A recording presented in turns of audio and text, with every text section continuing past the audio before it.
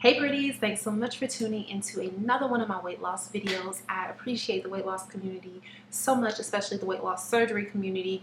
You guys support me and you comment on my videos and you share my videos. You give me so much motivation, and even reading your stories give me motivation. So I just want to take the time to quickly say thank y'all so much. But getting right into the topic, I'm going to talk about the differences between VSG and bypass, why some people choose bypass over VSG and vice versa, and why I decided to choose bypass. So let's rewind it back.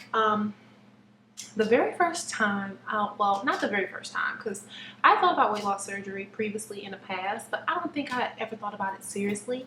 I had thought about it, and then I would like mention it to my girlfriend, and she would be like, no, you don't need it. So I was like, yeah, I don't need it. When my mom had it, I thought about it, and she had hers almost 3 years ago, and I thought about it, but I was like, I don't need it. I've lost weight naturally before I can do it naturally.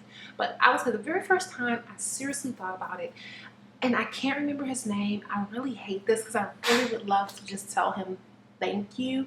I know that he's a makeup artist, but Instagram changed the whole algorithm, so I don't even see him in my timeline anymore. I can't remember his name. But he basically had the sleeve surgery.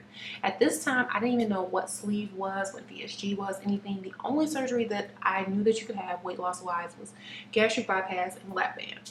So he said he had the sleeve surgery. So I immediately just started researching sleeve surgery. I was like, yeah, I'm getting the sleeve. Yeah, this sounds way less invasive than bypass. Yeah, they're not going to actually reroute my intestines. It's just going to cut off and take off 80% of my stomach, leave the other 20%. This is perfect for me. Yeah, I see all the young girls get this. Seems like this is the surgery for me, right? That's how I was in the beginning. Okay, so fast forward, I went to my very first meeting. Now, I will say I definitely suggest listening to your surgeon. What the surgery that your surgeon recommends is like, that's like top priority, okay?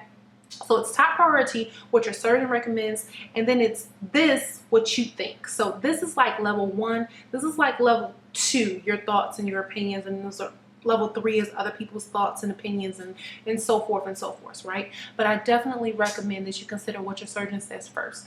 So at the time, I was 381 pounds, and I'm 5'9".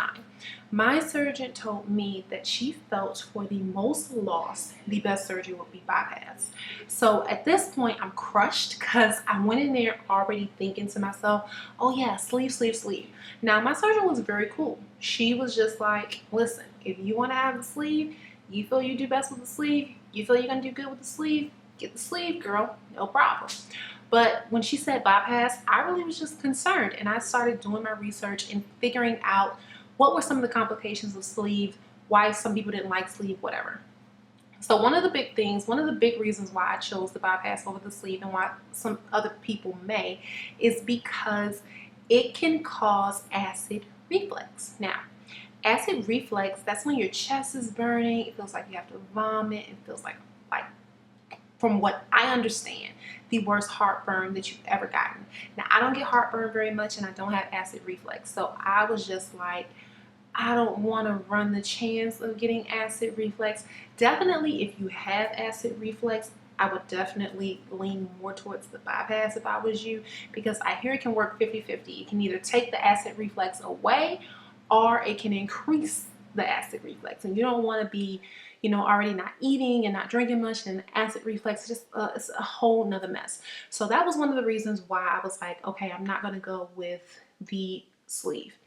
Another reason was because I would look at people who started around the same weight as me, and I would see that their results with sleeve were just not that, and I don't want to say, I don't want to knock anyone's results, but they were not very inspiring to me. Like I said, I started my journey at 381 pounds, close to 400 pounds. So I had quite a bit of weight to lose. I definitely wanted to go with the surgery that I felt was going to knock out the most amount of weight in the least amount of time, and hopefully help me keep the weight off, because that's what it's all about. Is I definitely want to keep this weight off successfully. So that was another reason why I went with the bypass over the sleeve.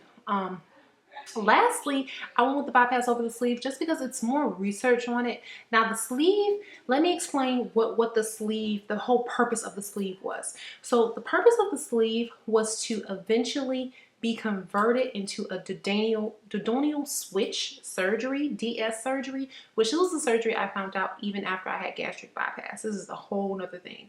So this one is like the most restrictive, most malabsorptive surgery. This surgery is really, really, really tough. So what they do first is they do the sleeve, and then they go into doing the switch. Or you can also, some people do the sleeve and go into getting the bypass. What surgeons quickly found out though was that some people were very successful with the sleeve, so that's why they just made getting sleeve surgery all on its own a thing. But it was actually not meant to be a thing. It was kind of meant to be something to transition into another surgery. That's just a little fun fact. Choosing bypass, it was just, honestly, it was the best choice for me. I'm under my father's insurance right now. I'm lucky and fortunate enough to be under his insurance. So I only wanted to do like a one-time kind of thing, you know, just because I work for myself as a makeup artist. I don't have insurance on my own and stuff. I don't even know about getting a policy, which is more, you know, just another topic, things I want to get into. But while I'm under his insurance, I wanted to make sure that I was making the best decision, and I was making a decision that was going to be good so that I wouldn't have to get any revisions done or anything like that, or, you know, have my surgery done again because I had acid reflux. It's just a lot of money on the insurance, you know, so that is ultimately why I made my decision to have bypass over the VSG surgery. Now, just going into some of the differences between the surgery, because a lot of people don't understand what the difference is. Okay, gastric bypass, also known as Roux-en-Y surgery, okay? What they're doing here, they're taking your stomach and they are making it the size of your thumb. Now, a lot of people think that my stomach was cut out of me. No, my stomach is still here. So I tell people all the time, my stomach is just, I have a piece of my stomach just floating around inside of me. It's not doing anything. It's just floating. Well, it's doing something, but that's just a little joke I do. But they make it the size of your thumb. They close off your stomach. So this is your stomach. They're going to close off this part of your stomach and just put, this is going to be your new stomach right here, right? They're going to reroute your intestines so your food can only go through these two intestines into this new stomach, right? It's not going to go in the old stomach anymore. That means you can only hold so much food, right?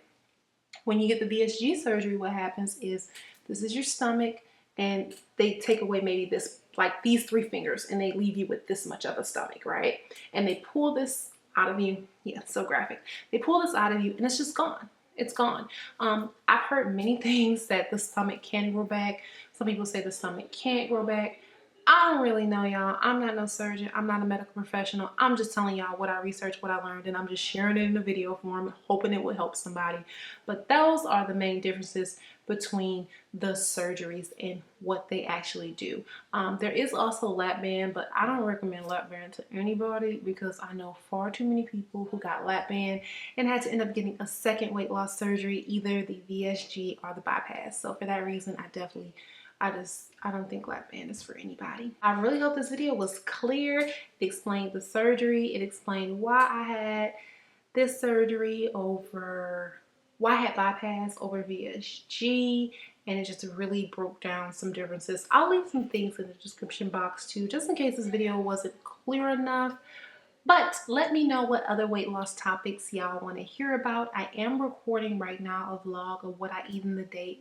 I already recorded like 1 day. I think I'm gonna record like 2 or 3 more days because this day was kind of funky. So I'm gonna record a few more days and I'm gonna put that up on my channel. But if there's any other videos, any other topics, any other things you want me to talk about, give me some ideas, please put them down in my comments and I will read them.